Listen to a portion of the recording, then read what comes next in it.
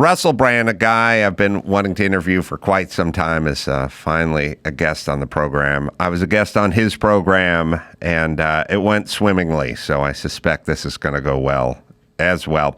His podcast, Stay Free with Russell Brand, is live on Rumble weekdays, 9 p.m. Pacific, or I should say 9 a.m. Pacific time.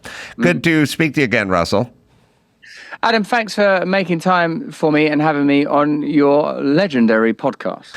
So I'm very fascinated by you. I find you to be very bright and very talented.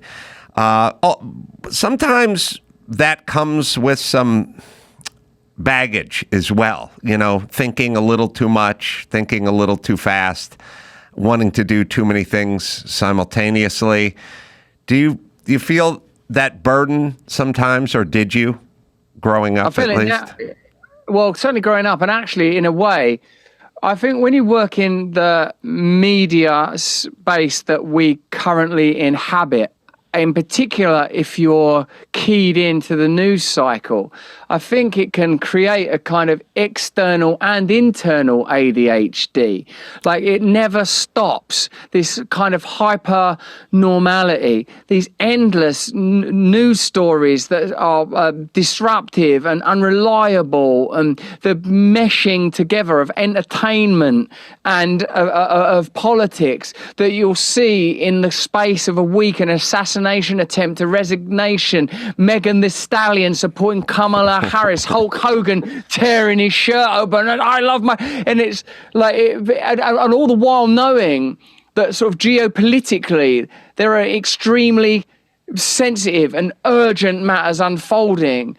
And the idea that we can't really understand what's happening, but that there are potentially insidious forces at work. That if you're a person trying to be open to a spiritual purview, it seems harder and harder to not feel that we ought be doing something to oppose corruption. And then recognizing, speaking obviously for myself, the tendency towards grandiosity and how easily that can be repackaged. Like, that I can go from, I want to be a star in Hollywood to I want to be an online commentator, and recognizing that none of these roles are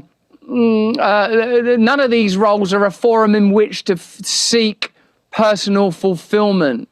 None of it can work. Well, look, maybe we're trying to do the impossible here, which is I had a former life where I was a carpenter, and it was a very quiet, solitary, peaceful life. You got in your truck early in the morning, you drove to the job site. I worked alone a lot of the time. I would be alone working on a home, just putting up crown molding or hanging a door. You'd have a project for the day. The radio would be playing in the background. And there wasn't anxiety, there wasn't stress, there wasn't info coming at you. You didn't need to process that much. You really just thought about lunch and what you're going to eat for lunch. And you would eat at lunch and you would sit on a pile of drywall and talk to other guys that were working on the job site while they ate their sandwiches. And then you'd go back to what you were doing, and you'd get in your truck and you go back home. And there wasn't much to it. It didn't pay very well. It wasn't exciting, but it was peaceful. Like you had a sort of calmness that you would get, the kind of zen of just a repetitive action, just sanding a piece of wood for a prolonged period of time, just a repetitive sort of zen motion. We aren't in that stage anymore. There's stuff to process, and it's coming fast, and it's bizarre because I woke up this morning and for some reason I get all the emails from the Biden-Harris campaign. They all come to me. I don't know. Well, every email they send out, I get. And I just woke up this morning and there was an email waiting for me from Joe Biden. And it just said, "Hey, Adam, when I got elected, I promised to level with the American people and never tell a lie. and I'm going to level with you right now. And I was like, all you've been doing is lying, you old crazy fuck, for the last 4 years. And so now I'm sitting in my bathrobe, what was a peaceful morning, and I'm becoming agitated because this guy had the temerity to explain that he's always going to level with the American public and with me. And I just don't think we're wired for that, Russell. I think we're wired to go in a pickup truck and go to a job site and work on a project quietly.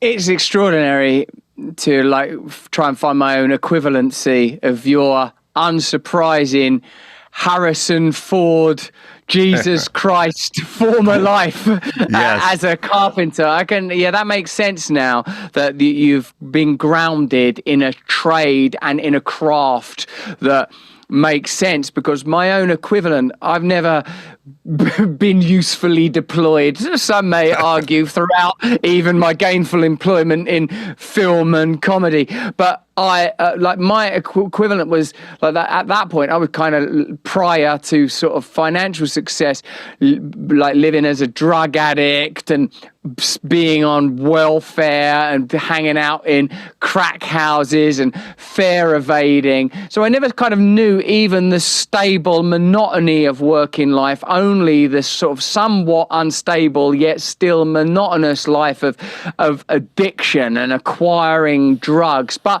that too, I suppose, was at least interrupted by my pursuit of success in entertainment and my love of performing, years of doing stand-up above pubs and in small venues for small fees and appearing on low rent and low-fi TV and going to drama schools and stage schools and hustling and finding ways.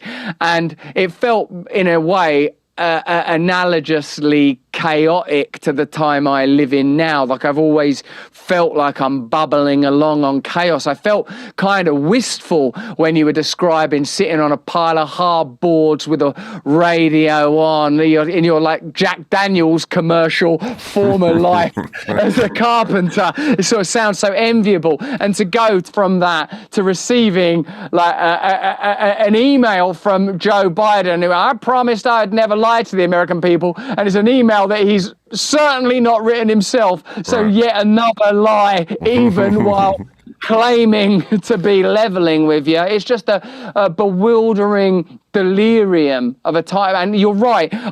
When I'm trying to find truth in a post-structuralist world where moral relativism seems to have won the day, where the Olympic ceremony, the Olympics being one of those times where the world could come together in celebration of games and fun and joy, albeit there have been historic aberrations, some of which are to be celebrated and applauded. The Black Power salutes, accompanying the civil rights movement in your country, or the non-participation of Soviet nations during the Cold War. Even apolitical events are now immersed in cultural politicization, but not emanating from a nation, but from some force that's harder to track. Whose agenda is being played out in that peculiar ceremony? Because it isn't one particular culture, and I bet even the people involved in the nuts and bolts, although that seems like an odd phrase to use, planning of the event, I don't imagine they're sort of saying, this will be a good globalist attack on Christianity. I feel that they're just doing some arty French bullshit. And as an Englishman, we're well aware of arty French bullshit. We live just a channel away from it. But still so offensive and extraordinary and baffling, and not what we are evolved or designed for. Well, this brings me to a good question that you may be uniquely qualified to answer, which is, I feel that a lot of these expressions are performative and there to agitate. I had a former job, not the carpentry job, but I worked doing a Love Line with Dr. Drew, syndicated radio show, for a decade. And we would talk to a lot of young people who were abused, and they were angry. And they did a lot of acting out because they were abused. when they were young. And they didn't really act out against the abuser. They acted out sort of against society. And I always studied them. And I kind of realized that I see a pattern, which is the movements start off in some realm that has gravity and it makes sense. Like, hey, we're gay. We just want all the rights that every other American has. We want to be treated equally. We want the right to get married and so on, health care. I want to be able to be a provider of health care for my partner, even if I'm gay, through his work or whatever. Sensible things that people like you and I go, yeah, that sounds good. That makes sense. And I'm for that. And then at some point, it just sort of keeps going, and then it morphs into drag queen story hour, and then you're sort of like, wait a minute, I don't want drag queens reading stories to my 5-year-old at a public library, and then they accuse you of being a hater, and then there's agitation, and then there's pushback, but it's all there so that they can re-victimize themselves and act out and agitate. And I believe many of the movements, Black Lives Matters, many of the women's things related to women, LGBT, whatever, they never say we're here to agitate. They say all we want is to be treated fairly and to have the same rights that other Americans have. But at some point, they're burning something down, punching somebody, or doing the opening to the Olympics, which was only there to agitate. That was not an expression of anything other than we want to piss you normal people off. And I've seen a lot of that, and I realize I think the end game is to piss off people and to agitate, not to move the cause further along. If they wanted to move the cause, they wouldn't agitate as much. But your thoughts? I love it as a line of inquiry, and the inclusion of the psychological perspective of re-victimization or re-traumatization. It's a big thing. Yeah, it's an interesting idea that I'd not considered before. And like anything that is an indication that unconscious forces are at work is certainly worth contemplating, because by definition, we are driven by either conscious motives or unconscious motives. And again, by definition, we know what we're doing consciously and, of course, don't know what we're doing unconsciously, either as individuals or perhaps as whole cultures. I try to consider when thinking about something like, drag queen story hour or the rights of trans people or various, to use a term that they would deploy, non-cis folk. I feel like, what is the aim here?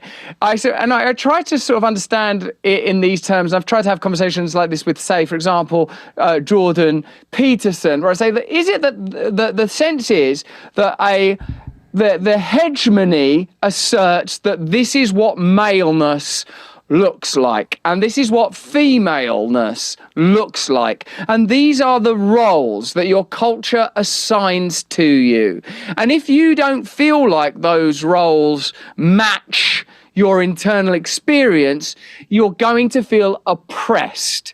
So the argument, I suppose, is that we want to provide pathways for young people who do not feel that they fit in within those taxonomies to not be oppressed or self-hating or ashamed. And that does feel like a sensible thing to do. I was an unusual kid, and I don't, for example, feel like the pathway that's available to a UFC fighter or a quarterback or like a heavyweight boxer is the kind of masculine roles that I'm going to easily inhabit. And and in a sense, the way that plays out from me, like a small town boy. I'm from a place called Grays, which is like, as I think I mentioned to you in our previous chat, like being from New Jersey. And like anyone that's from a sort of small town that feels like, you're a bohemian or you're an artist, you migrate to the cities where you recognize, they're going to be more artists, and that, generally speaking, is going to come with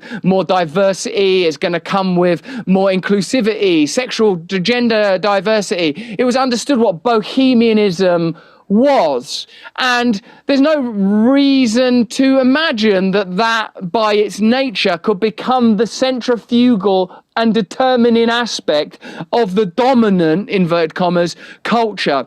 There was a film, I don't know if you saw it, Adam, it was called Paris is Burning, and it sort of tracked Parisian subcultures of actually drag queens who would dress up and assume certain male archetypal identities, a businessman, a general, whatever. But it was by its nature a subculture.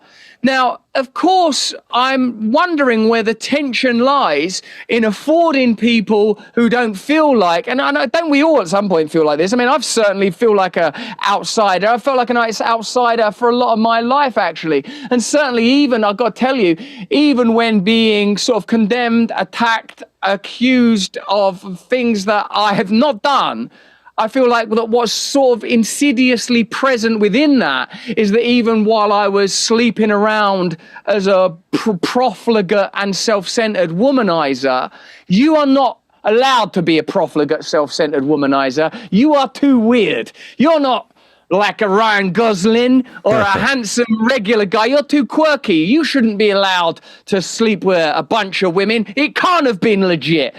So I, in a sense, have a sympathy for people that are unusual. And I also am mindful of how easy it is to kind of condemn, damn, shame, make false allegations, and create conditions that legitimize persecutions of unusual people. And I think that the only way that this tension is ever going to be alleviated is if there is a kind of a consensus among us that there is no longer a centralized culture, that whether you're an Anglo kind of person in Australia, America, or our country, the UK, and identify with the dominant culture that might be football and beer and Christianity, or if you're a progressive person who identifies with gender fluidity and whatever tableau of ideas coalesce around that, there's got to be a kind of right for those kind of groups to live together. And your point of re-traumatization and agitation, I think, is an interesting one, because it doesn't seem like the end goal is harmony and conciliation, and yet that is always the kind of ideological undergirding. We should be inclusive, we should be diverse, and I'm mindful now, as a recent convert to Christianity,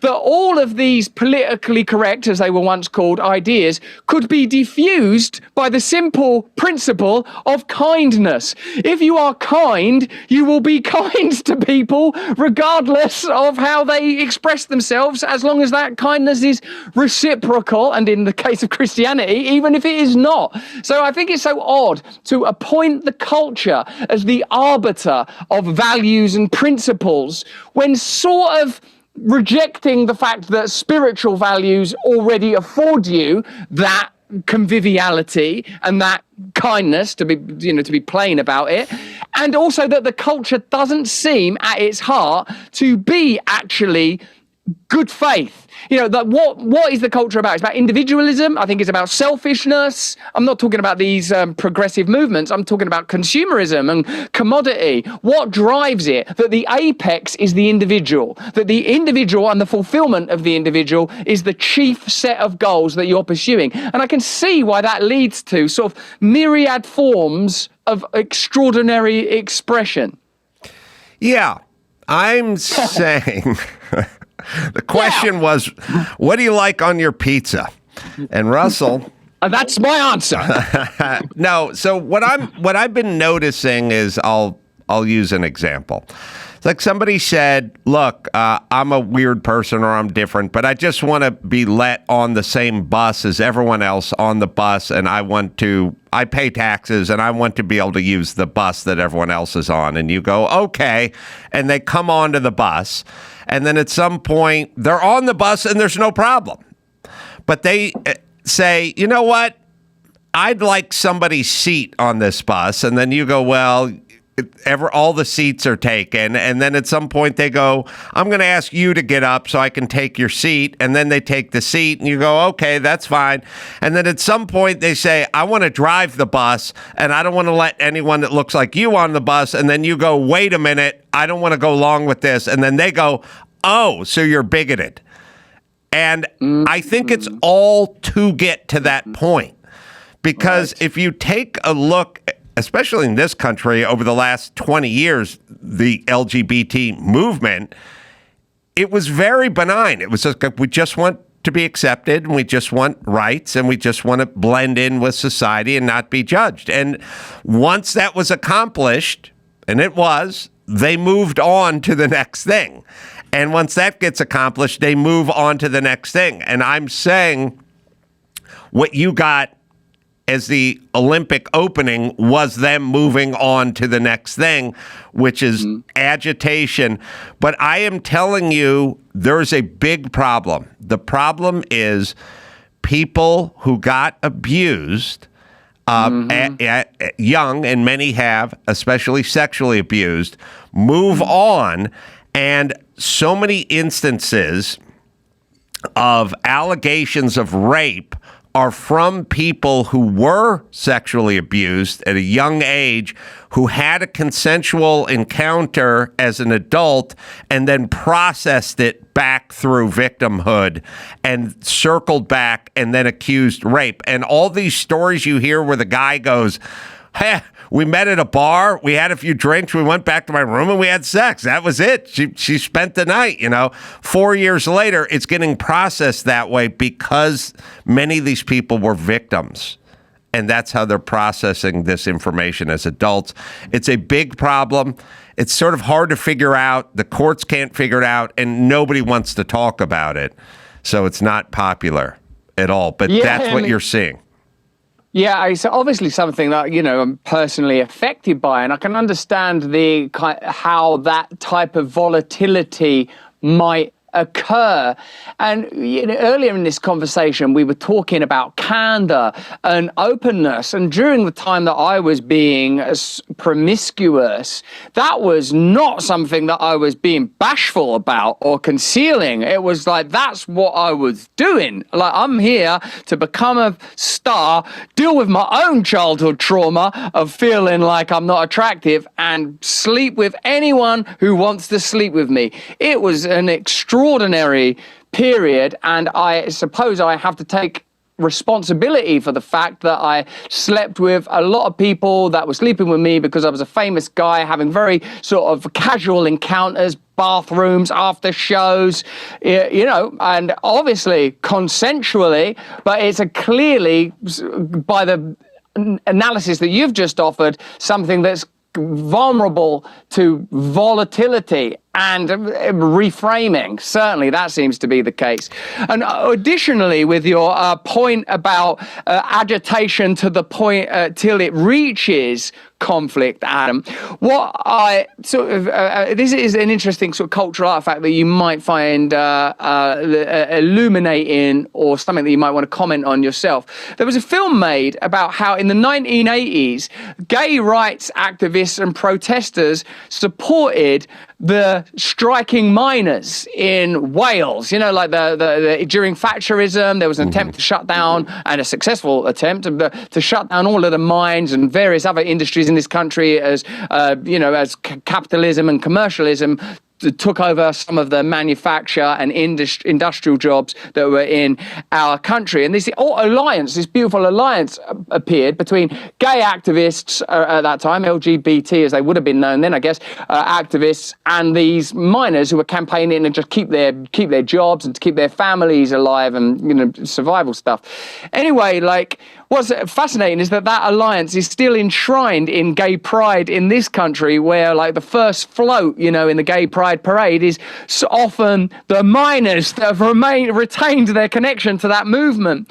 But as you say, the movement has become sort of, in its success, has continued to mobilize and, as you appear to imply, reaching bolder and broader sets of objectives. And I think that when someone like Martina Navratilova, the tennis player and gay woman who was a forebear of that entire movement, finds herself kind of condemned as turf for her doubts and questions about how transitioned former male athletes can participate in female sports, that you find wow, this movement's devouring its own pretty quickly. Or Peter Tatchell, a sort of a campaigner and leading voice for gay rights in this country, although he's Australian, has similarly been condemned for not being able to keep up with the sort of pace of the movement and its demands. It does make you wonder whether or not this social unrest and lack of ability to achieve a consensus, or at least peace,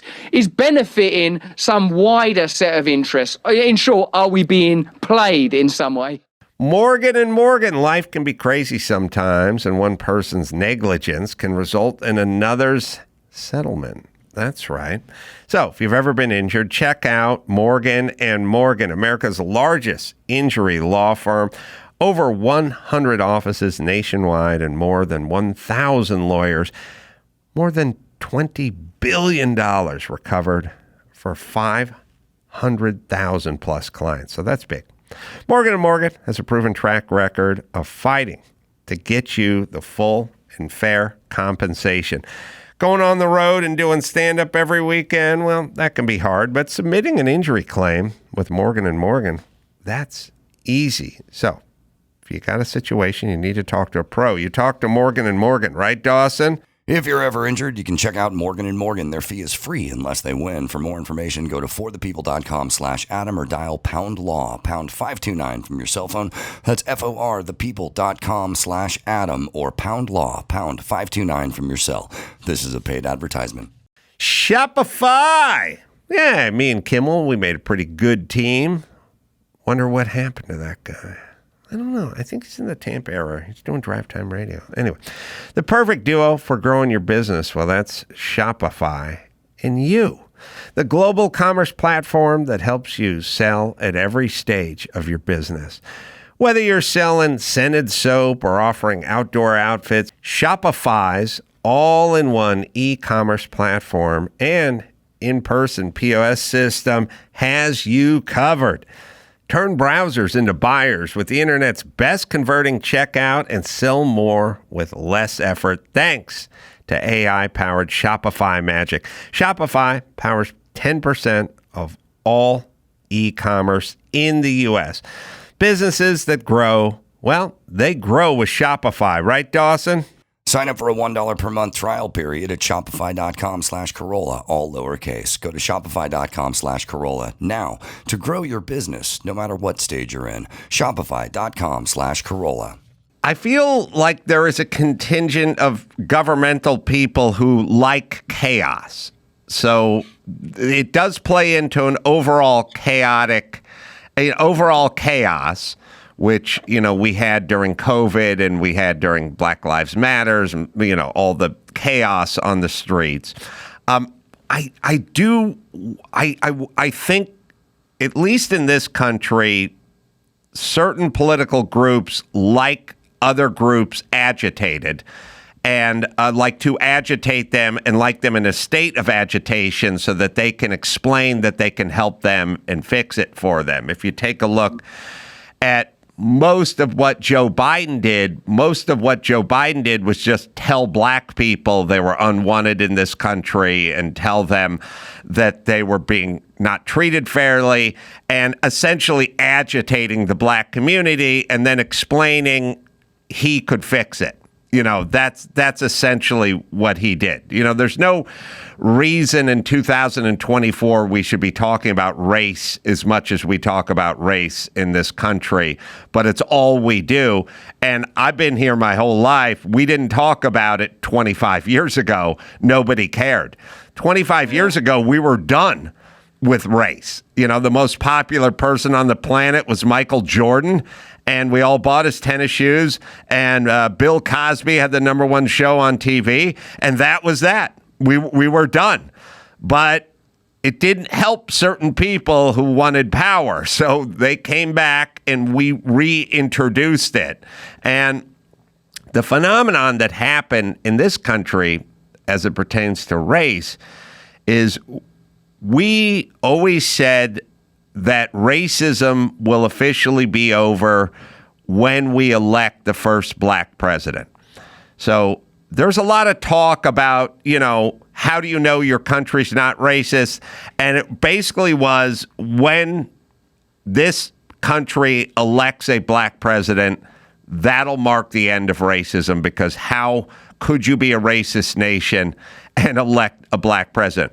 Well, we elected a black president to 2 terms, but all it served was for the people who made a living off of race and who made a living off of agitating certain races so they could get elected.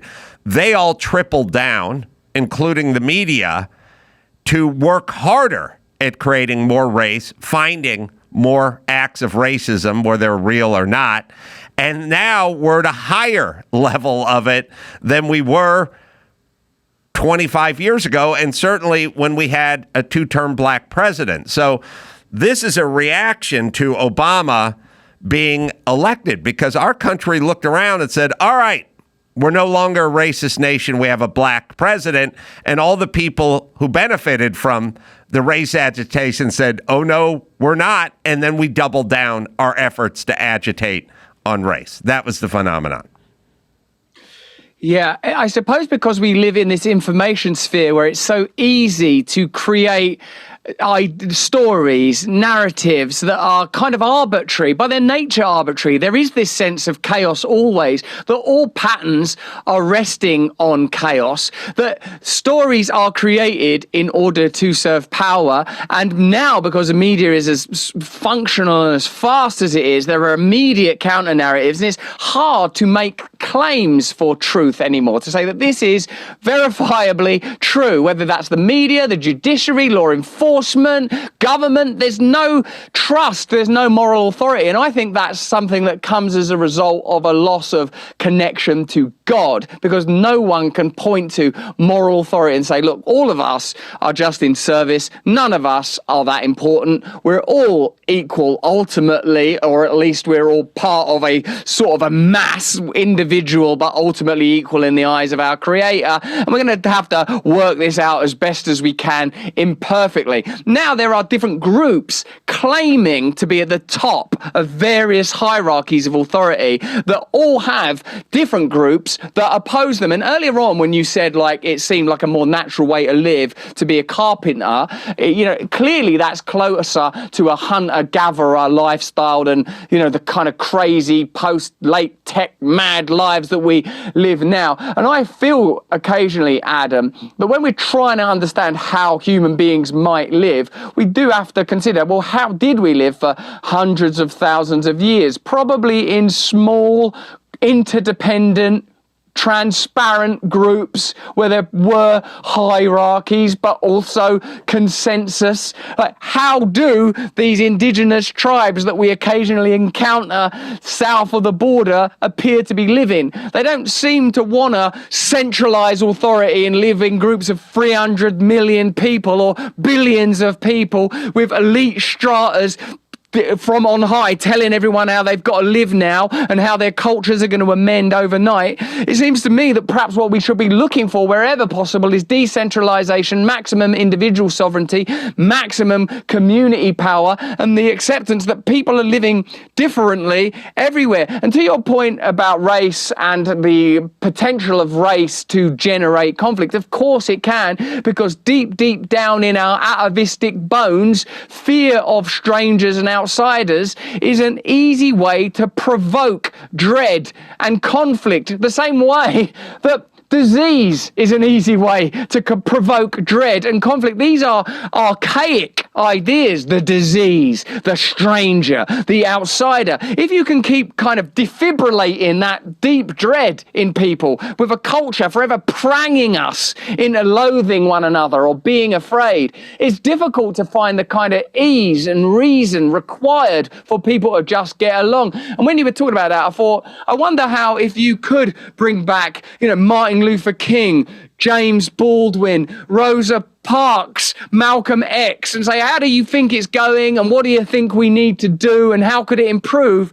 Surely they would say that there has been significant improvement in some areas, and in the areas where there's been deterioration, I would say that it's a kind of centralizing of power that has been detrimental to many groups. For example, if you take the pandemic period and the wealth transfer that took place, is primarily an economic and class-based problem, that may disproportionately, depending on the demographics of a region, affect black people, or somewhere else it'll affect Chinese people. But what it does affect is people that don't have access to resources, because resources seem to be being centralized, whether that's through state bureaucracy or corporate power. Yeah, so it's really about money and not about race.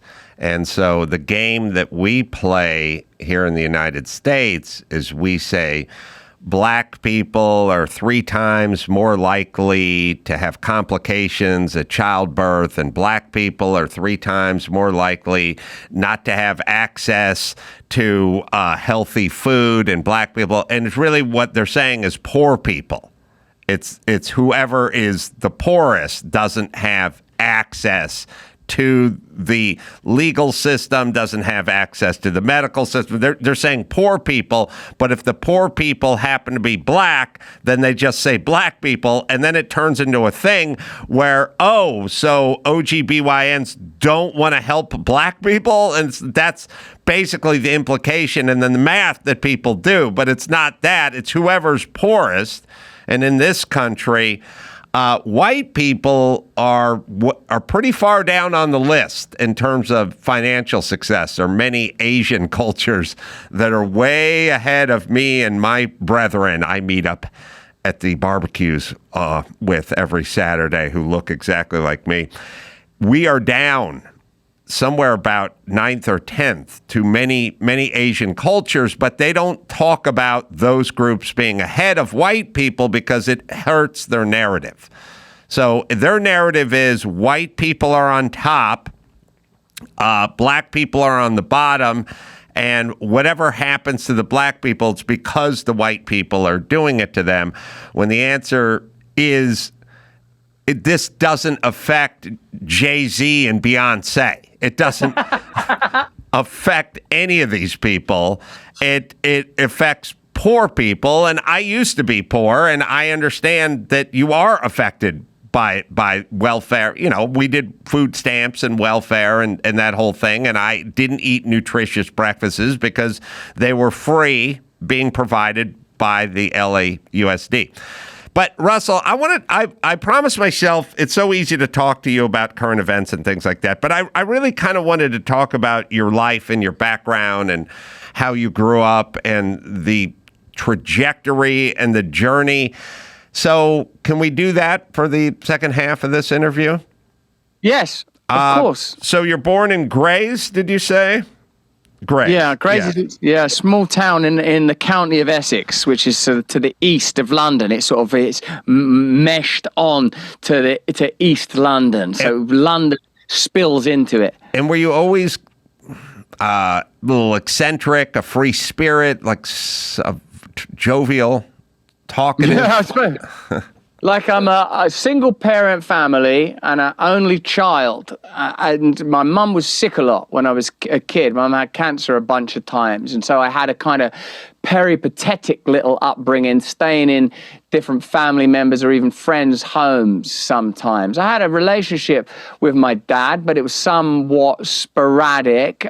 He's a kind of a entrepreneurial kind of guy that would occasionally sort of get flush and make a few quid and turn up flash in a automobile, and then I would experience giddy little thrills for a moment there, and then it would sort of crash away again. So I sort of had I guess in some ways a very, very ordinary, almost defined by mediocrity. To grow up in Essex in the 1980s and the 90s, that's such a big part of the palette of our culture, of like the kind of figures that would occupy reality TV shows, for example, will be drawn from Essex. It's aspirational, it's trash and glitzy.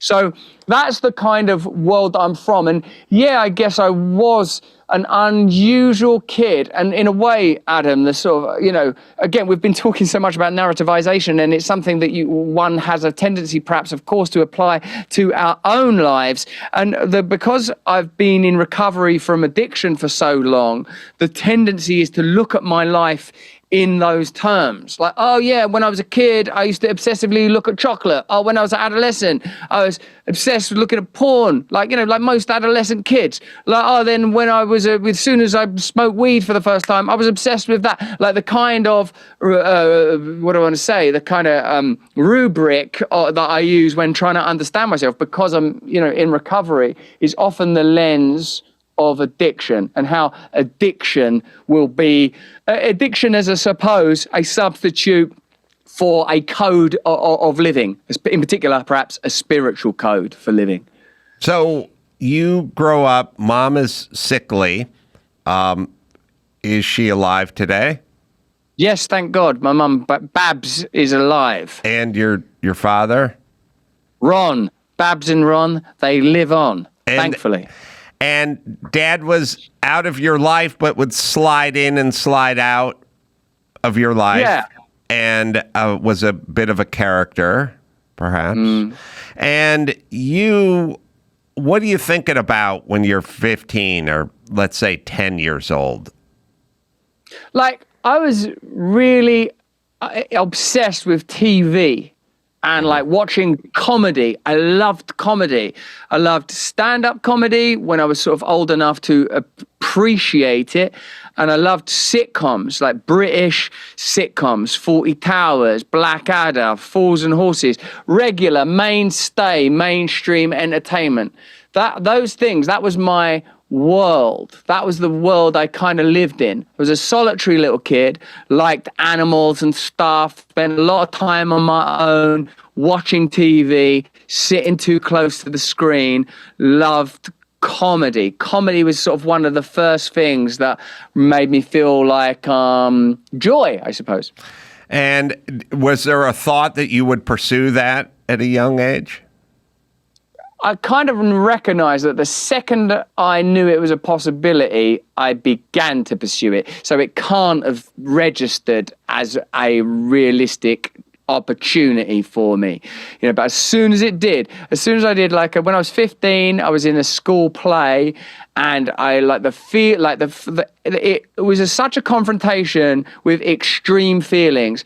Not necessarily the process of rehearsing it. I don't really remember that at all. I'm talking about a regular public school, state school, and doing a school play for the mums and dads, 100 people, parents watching for 3 nights. But I remember that before the first night of doing it, the terror, the horror, the nausea, the sickness, which I now recognize as, pre-show nerves that I still get to this day, which I would now characterize as a kind of massive infusion and download of energy, which at that point I had obviously never experienced. And then going onto the stage, and all of that sort of terror and it's got kind of like an almost a palsy and fit and fever of terror suddenly coming into a very sharp focus of being on a stage and recognizing, whoa, I'm moving energy around. And when people like laughed and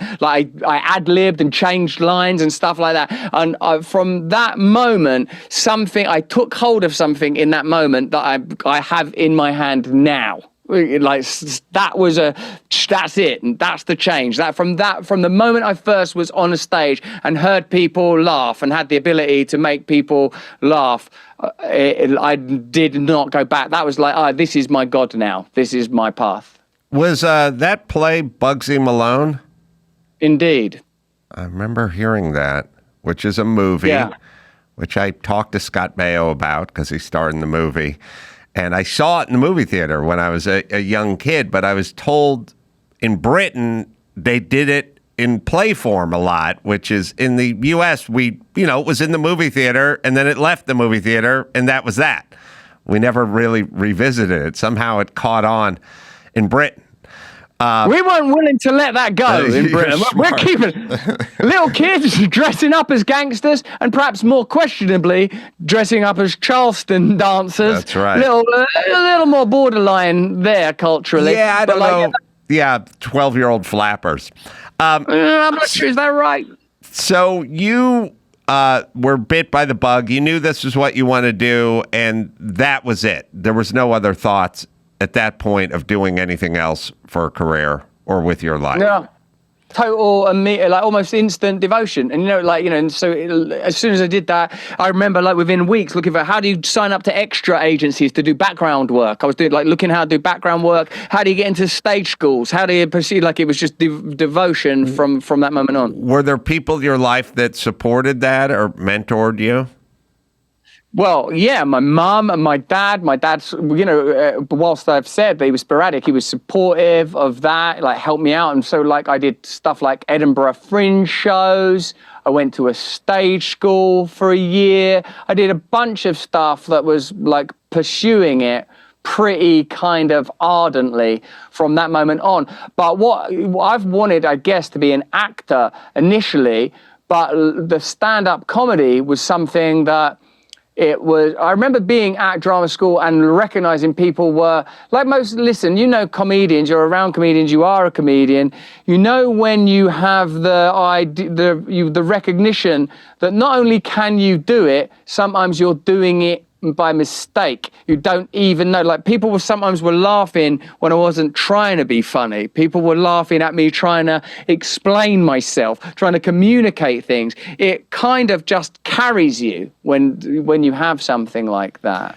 So when was your first professional job?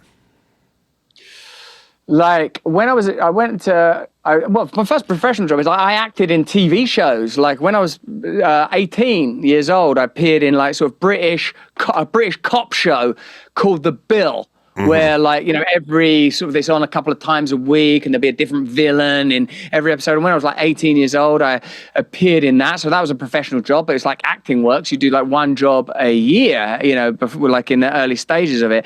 And then I started doing stand-up comedy first in a double act when I was thrown out of a drama school because I was drinking and using drugs and sort of going crazy. I was in that school on a government grant. I had a scholarship from a charity to pay my maintenance.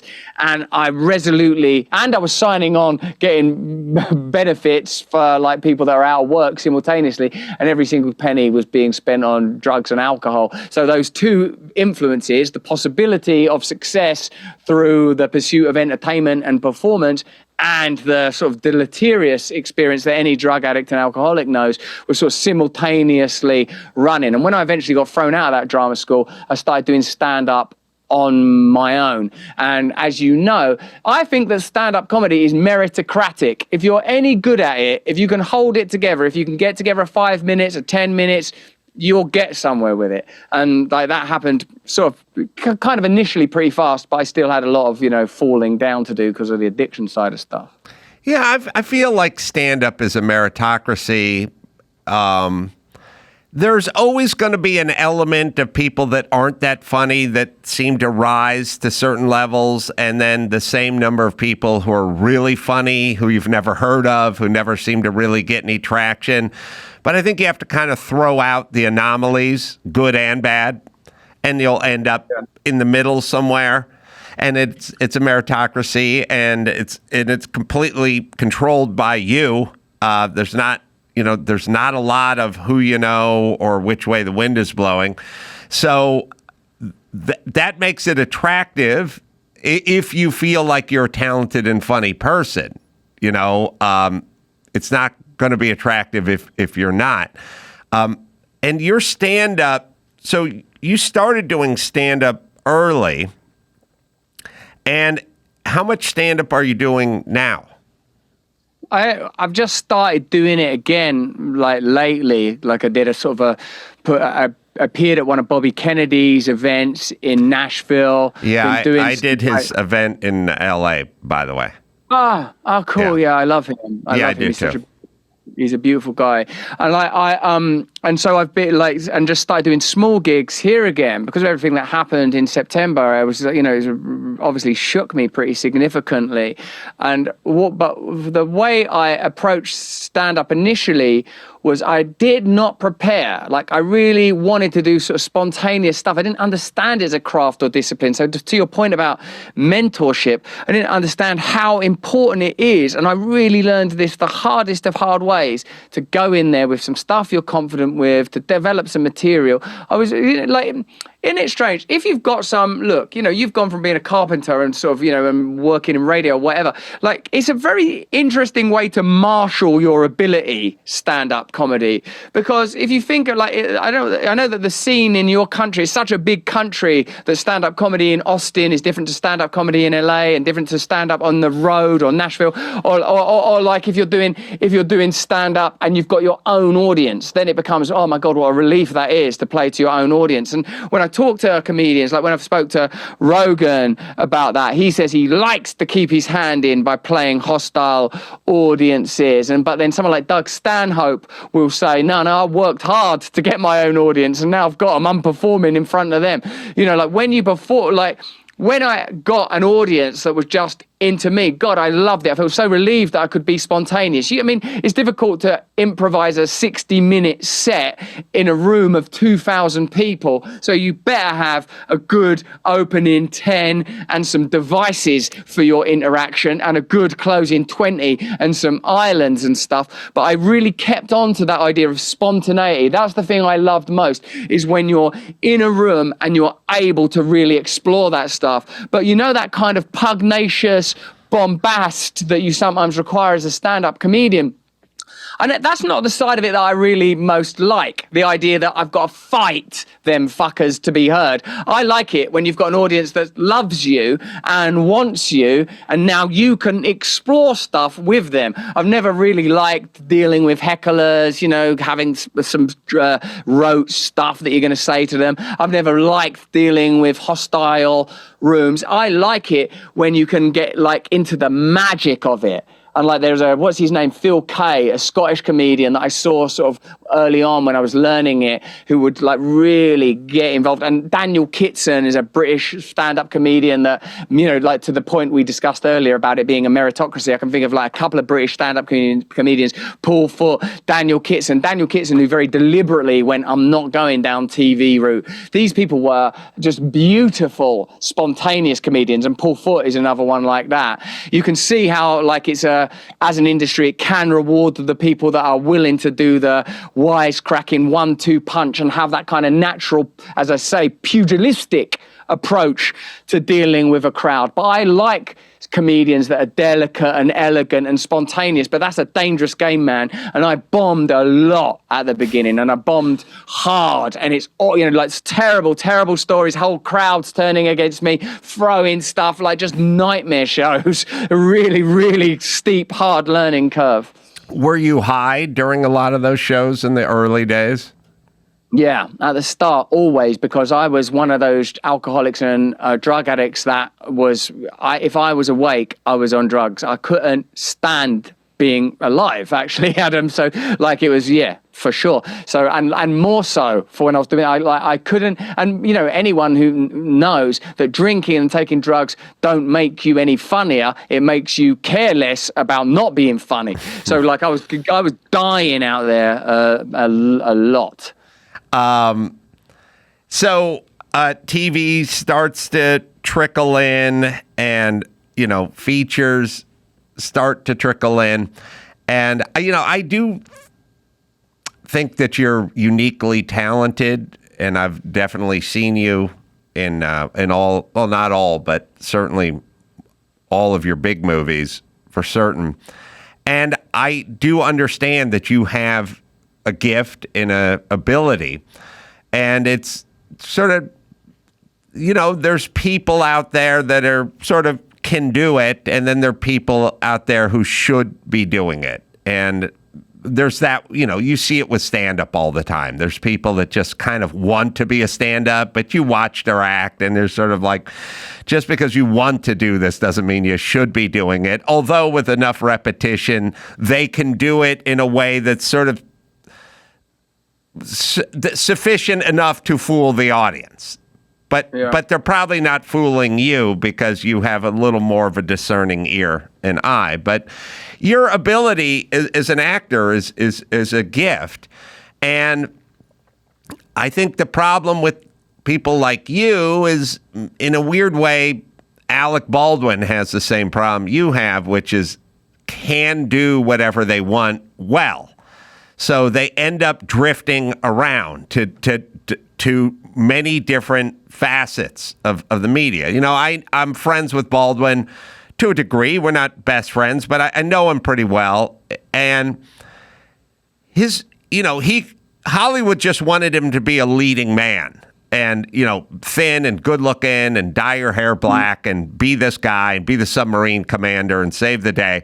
And he clearly didn't want to do that. He would have made the most money and probably had the easiest path, but he didn't want to do that because he was good at a whole bunch of different stuff, and he wanted to do a whole bunch of different stuff. And I feel that way about you as well. And now with Hollywood and, you know, the allegations, the Me Too allegations, your stance on COVID and things of that nature, who the hell knows if the Hollywood that we knew will even let you back. Now, there's going to be a different Hollywood at some point, but the old Hollywood is not having you back or me back.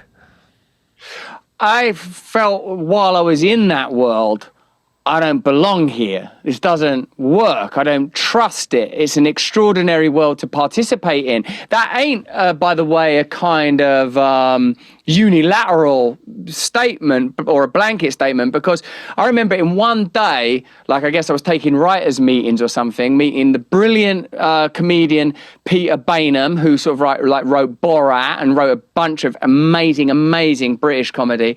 Larry Charles, the director and writer on Seinfeld and Curb, and Kevin Smith. I guess I was meeting potential directors for something I was doing, or potential writers.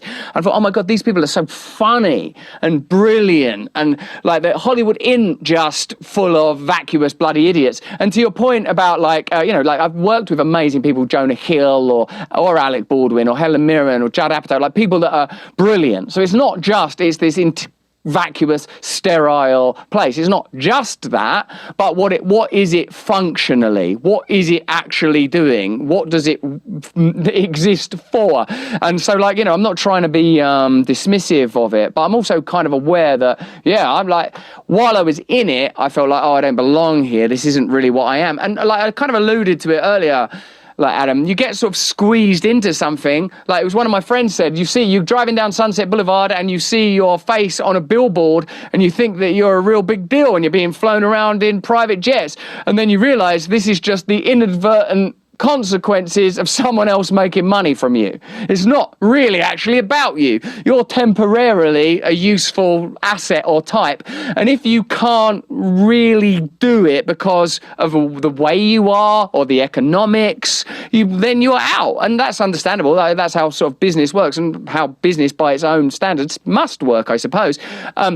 But for me, I felt like an outsider there, and like look at the sort of way people talk about Hollywood now and some of the things that have gone on in Hollywood, seemingly at an institutional level, not at the level of, sort of individual stuff. So, man, it's not, when I look at how I've experienced subsequently, it's like, it ain't what I would have done if there were a variety of pathways. I met one of these kids the other day that's like a YouTuber, Phidias. He's the kid out of Cyprus that got elected to the European Parliament because he was already a social media influencer. Hey, I'll stand for Parliament. Got elected into Parliament. Now he's in the European Parliament saying, I get paid this much expenses. And look at what they try to make me do. Like he's like exposing it all. So like me, if you live in a culture that tells you that success is success within these parameters, and you're a person that has energy and drive and ambition and perhaps ability, you will go that way. And for what, maybe it could work out any number of ways. You might fail, you might succeed a bit. It could be some sort of concoction of all of it. But increasingly, I belong in media where I can speak plainly and openly, where I can be like, do you know what I do miss since being sucked into politics?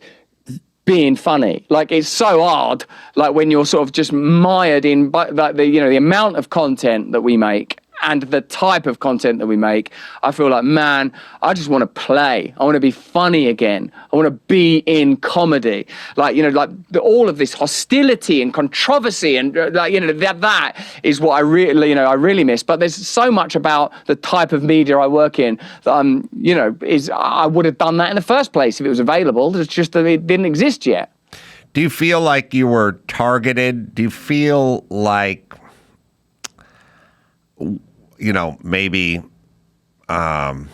these are my own feelings, but I feel like there's so many voices now that they can't really get those horses back into the barn. I feel like they could sort of control narratives not too long ago, certainly did it with COVID, but so many voices have sprung up now that they can't really control it anymore. And do you feel, and I feel like they would like to, they would like a lot of these voices silenced for the next narrative they need to push forward. They can't have popular people with a big audience saying something other than what the narrative they're pushing forward. But do you feel like you were deliberately targeted? Speaking in a general way, it does seem that people with large audiences that have an anti-establishment perspective are more prone to attack from legacy media institutions. And while this is something I have to speak about with a degree of caution, there is considerable suggestion and even some evidence that numerous agencies, some governmental, some government funded, spent a good deal of time working in conjunction with media organizations to create conditions that were pretty unfavorable for me. Perhaps it's interesting to look at other people that have been in similar positions that have experienced attacks on the basis of maybe using profane and inappropriate language or using medicines that are not sanctioned during a time that there was a drive. And at the point when everything happened, I recognize I have to be sensitive because certainly from a moral and spiritual perspective, the kind of promiscuity that I practiced is selfish, but I'm very aware of what consent is. I'm very aware of that as people that have lived it, like very, very famous people that have had access to a lot of partners. You become very aware of what receptivity and attraction and what it's like to be the focus of that level of attention. You become quite attuned to that sort of stuff. But that doesn't mean that sort of morally and spiritually that level of promiscuity is appropriate. Certainly that's not how I would live now. Certainly it's not appropriate for a man of my age with children. But when I was like a man in my 30s, and I was single, and what I felt like was that women were throwing themselves at me, and that ain't how I grew up. And it was a pretty exciting and overwhelming kind of way to live for a long while. So I recognize how I contribute to the creation of those conditions, but I do also see that there are strong coordinated efforts to ensure that people who have large audiences are in one way or another smeared and discredited. I've certainly noticed that with other people, and some of the research that's been done in the sort of last month suggests that there has been kind of cooperation between some interesting groups. And like when this happened, you know, like this is a matter of public record, the member of the British government wrote to and publicly declared that I should be shut down on various social media platforms. And that person does have ties to agencies that shut down, monitor, control, surveil social media sites through her marriage. I'm talking about sort of someone called Caroline Dinage, who's a member of Parliament and was head of a committee for social media regulation. So there's a lot of like really unusual factors were certainly at play.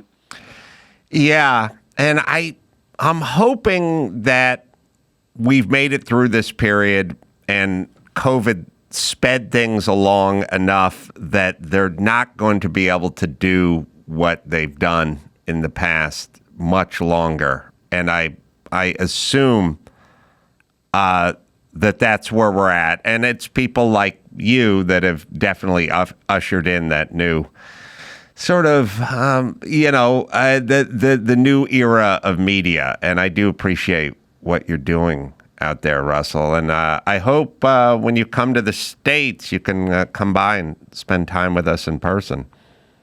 Yeah, I will do. I'd love to come out there, and I'd love to spend some time with you in person. And I will acknowledge, given the nature of that lovely compliment, that you are one of the few people that set this stuff out. And I know from our previous conversations, did this when there was no money in it, when it just seemed totally implausible and impossible. So thank you for being a wayfarer, trailblazer, trendsetter, and podfather in this crazy space that we've all subsequently benefited from, even if it has meant, to some degree, enduring astonishing maelstroms. It's great to talk to you again, my friend. I hope we can see you soon in person. The podcast, Stay Free with Russell Brand.